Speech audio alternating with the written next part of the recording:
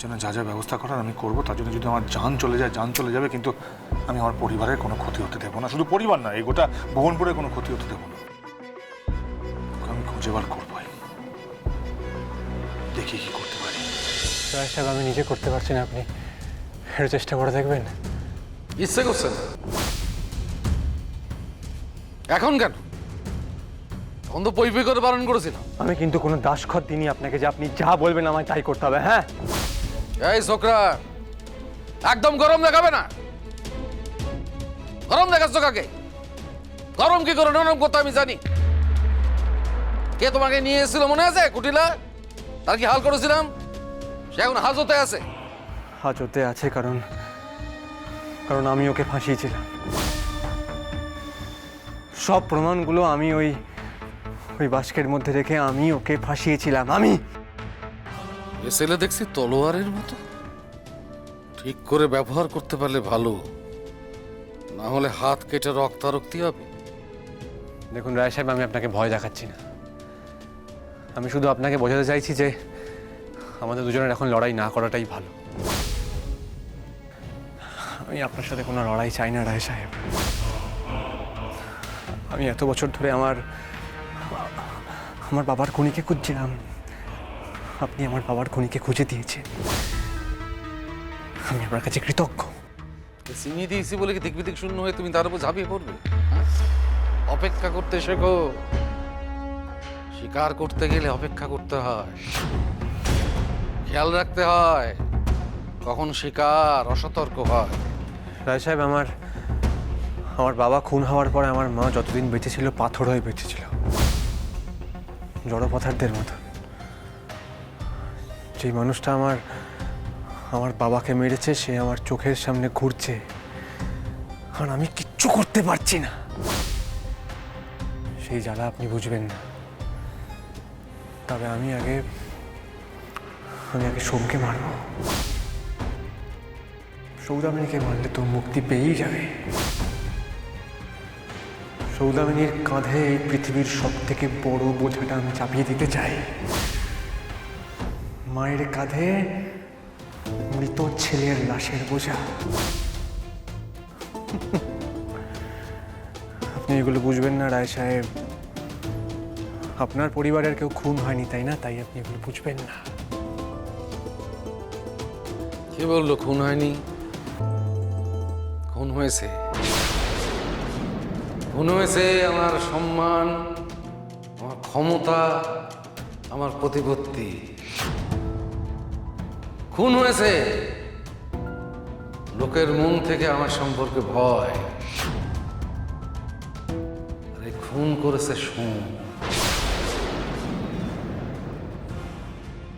এই যে আমার হাতের ক্ষতটা, হ্যাঁ, এই ক্ষতটা দেখেছো তো? এটা আমি শুকোতে দিই না, এটা আমি নুন দিয়ে জিয়ে রাখি, জ্বালাটা সহ্য করি আমি। কেন জানো? ওই অপমানটা মনে রাখার জন্য। দেখো সূর্য, তোমার আমার দুজনের পথই এক, উদ্দেশ্যটা আলাদা, কিন্তু আমরা দুজনে একই পথে হাঁটছি। কিন্তু আমার মনে হয় রায় সাহেব, এই পা নিয়ে আমি কোনো পথেই চলতে পারবো না। আমি জানি না কতদূর কি করতে পারবো। ঠিক আছে, আমি দেখছি কি করা যায়। আচ্ছা দাও দেখি, এটা তোমার মুখের মধ্যে ঢোকাও, দাঁত চেপে রাখো, দাঁত দিয়ে। হ্যাঁ দাও, এটা আমাকে দাও। দাঁড়াও, ঘাবড়িও না। দেখি, এই তুমি ওইটা ঢালো দেখি একটু। এই দেখি, ওটা ঢালো ঢালো ঢালো ঢালো, ঢালো না। ঠিক আছে ঠিক আছে, দাঁড়াও। আরে এদিক দিয়ে ঢালো।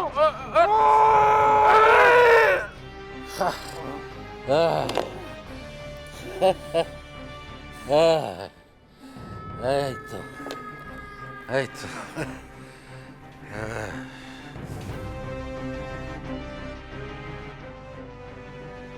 এ ছেলে অতি বিপজ্জনক, যা করার খুব তাড়াতাড়ি করতে হবে। এখনো এই আমার কথা বিশ্বাস করে বসে আছে। যদি কোনোভাবে আজ বাদে কাল জেনে যায় ওর বাবার আসল খুনি আমি, তাহলে সহজে সামাল দেওয়া যাবে না। একে দিয়ে সোমকে শেষ করতে হবে আগে।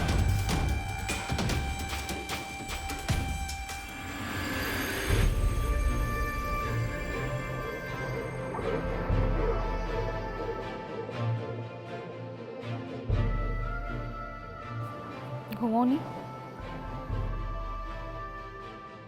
না, আসছে না। জানি খুব চিন্তা করছো, সেটাই তো স্বাভাবিক, বলো। কিছুতে কিছু মিলছে না, বুঝতে পারো। ওই ছেলেটা ও কোনো সাধারণ গুন্ডা নয়। তাছাড়া কিসের রাগ? একটা মানুষের এত রাগ আমাদের পরিবারের প্রতি, প্রত্যেকটা মানুষের উপর কেন বলো তো? সোম, তুমি একটু বেশি ভাবছো। বোঝাই তো যাচ্ছে ওই ছেলেটাকে বাবা পাঠিয়েছে। টাকার জন্য মানুষ এরকম অনেক কিছু করে। বুঝতে পারো, ও কোনো সাধারণ গুন্ডা নয়। আমি বলছি, আমি যখন ওকে মারছিলাম তখন ও হাসছিল, রীতিমতো হাসছিল। চোখে মুখের মধ্যে সেই ব্যাপারটা ছিল, অদ্ভুত এক দৃঢ়তা। এটা কোনো সাধারণ গুন্ডার হয় না, কোনো ভাড়াটে গুন্ডার এসব এরকম হয় না। কিছু কোনো যোগসূত্র আছে ওর মধ্যে, এতটা দৃঢ়তা যে মনে হচ্ছে কোনো কিছু শপথ আছে। শপথ ছাড়া কিন্তু এই দৃঢ়তা সম্ভব নয়। আমি মেরে যাচ্ছি, ওরা হেসে যাচ্ছে, ওর কোনো ব্যথাই লাগছে না, কোনো অনুভূতি নেই।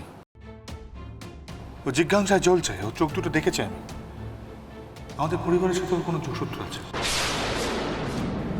আমি বলছি কোনো পুরনো যোগসূত্র আছে।